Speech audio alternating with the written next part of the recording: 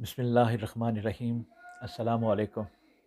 عزت انسان کی سب سے قیمتی متاع ہے۔ یہ ایک شیشہ ہے جو ایک بار ٹوٹ جائے تو اس سے دوبارہ نہیں جوڑا جا سکتا۔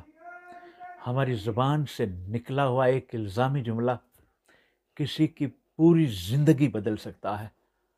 ایک سبق آموز واقعہ آپ سے شیئر کرتا ہوں۔ ایک گاؤں کے ایک مولوی صاحب علاقے میں ایمانداری اور عزت کا نشان سمجھے جاتے تھے۔ ایک دن گاؤں سے ایک بھینس چوری ہو گئی۔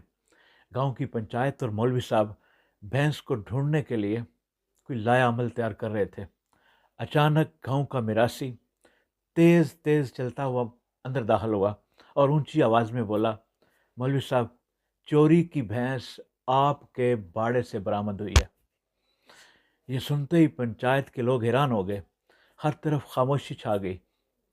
مولوی صاحب سکتے کے عالم میں بیٹھے دکھائی دے رہے تھے اور لوگ ایک دوسرے کی طرف دیکھ رہے تھے اور آہستہ آہستہ ایک ایک کر کے اٹھ کے جانے لگے۔ مولوی صاحب کے لیے یہ وقت خفگی، خجالت اور شرمندگی سے بھرا ہوا تھا۔ تمام لوگ اٹھ کر چلے گئے۔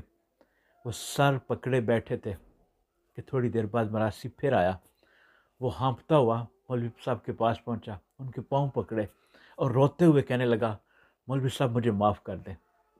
چوری کی بھینس آپ کے باڑے سے نہیں، آپ کے ہمسائے کے باڑے سے برآمد ہوئی ہے۔ مجھ سے بہت بڑی غلطی ہو گئی ہے۔ مولوی صاحب نے اس کی بات سنی اور تھکے ہوئے لہجے میں بولے، نور الدین، اب تم جو بھی کر لو، میں اس علاقے میں چور بن گیا ہوں اور لوگ مجھے باقی ماندہ زندگی چور ہی کہیں گے۔ عزت ایک ایسی چیز ہے جو ایک بار داغدار ہو جائے تو دوبارہ صاف نہیں ہو سکتا۔